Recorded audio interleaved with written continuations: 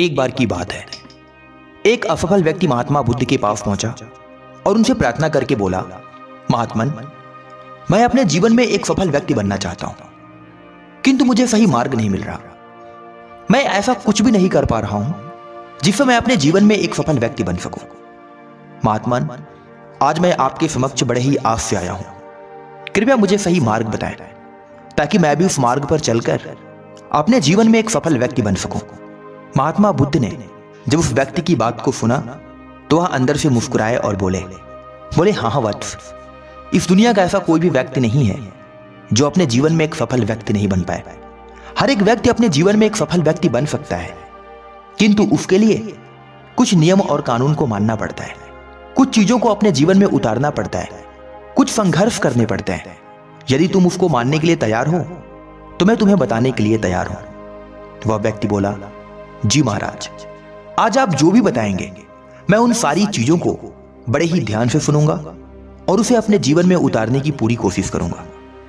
जब महात्मा बुद्ध उसकी बात से सहमत हुए तो बोले, सुनो वत्स, मनुष्य को सफल बनाने की पहली आदत यह होती है कि जो मनुष्य अपने जीवन में सफल होना चाहता है वह मनुष्य अपने जीवन में हमेशा हर कार्य को करने के लिए अग्रसर रहता है।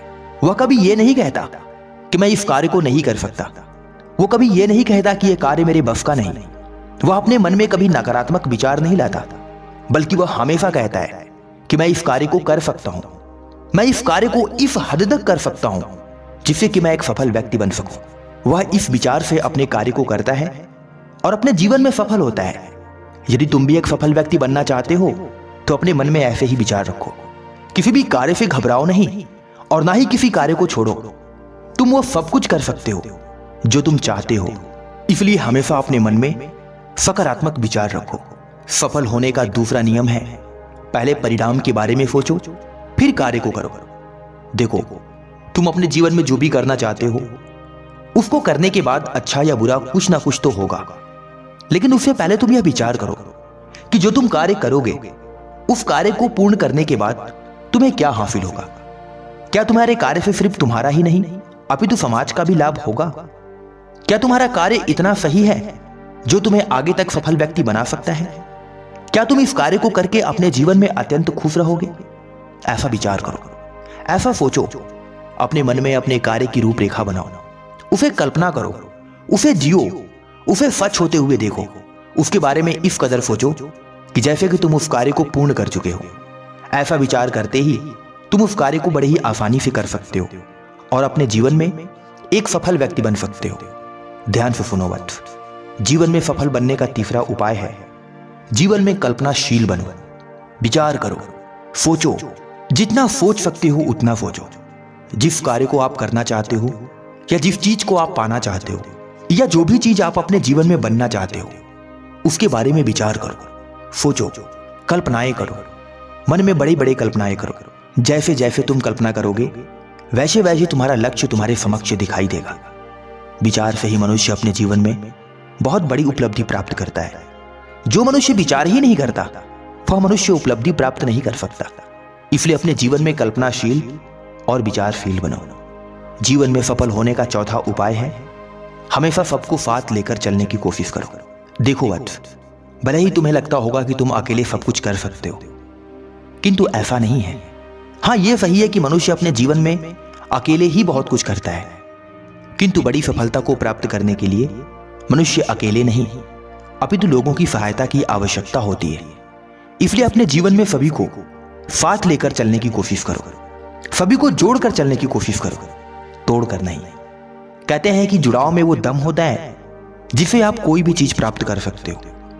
इसलिए अपने जीवन में चाहे आपका परिवार हो या फिर कोई भी सदस्य हो या फिर कैसे भी लोग हों, यदि वो आपसे जुड़ना चाहते हो तो उन्हें जोड़ो और उन्हें अपने साथ लेकर के चलो। यह नियम तुम्हें एक सफल व्यक्ति बनाएगा। सफल बनने का पांचवा उपाय है, पहले दूसरों की सुनो फिर अपनी बात बोलो। मैंने बहुत सारे लोगों को देखा है जो बहुत बोलते हैं किंतु दूसरों को सुनते नहीं और ना ही दूसरों को बोलने का मौका देते हैं। इससे उनका यह नुकसान होता है कि वो कुछ सीख नहीं पाते, जिसकी वजह से वो अपने जीवन में आधे अधूरे रह जाते हैं।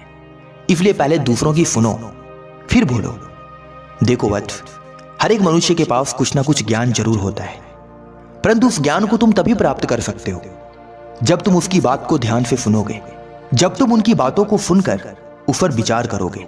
इसलिए हमेशा ध्यान रखो, पहले दूसरों की सुनो, फिर अपनी बात बोलो। जीवन में सफल होने का छठा उपाय है, दूसरों के साथ हमेशा तालमेल बैठा कर चलो। देखो वत्स, यह सच है कि हर एक मनुष्य की सोच अलग अलग होती है, हर एक मनुष्य का विचार अलग अलग होता है, किंतु इस जीवन में सफल होने के लिए आपको तालमेल तो बैठाना ही पड़ेगा।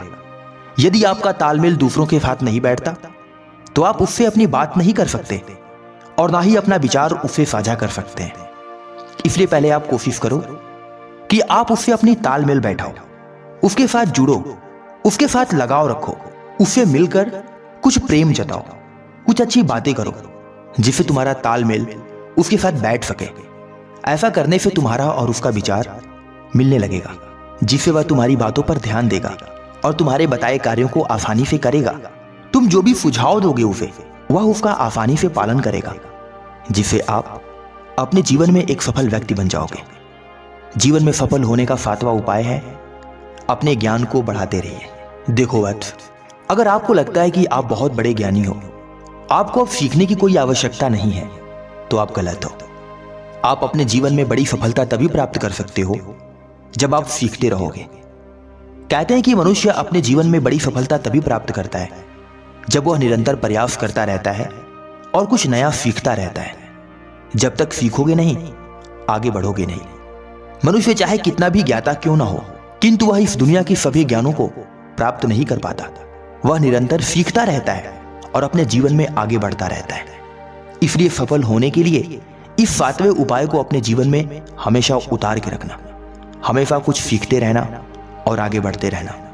ज्ञान तुम जितना अधिक अपना बढ़ाओगे, उतना ही अधिक बलशाली और एक सफल व्यक्ति बन जाओगे।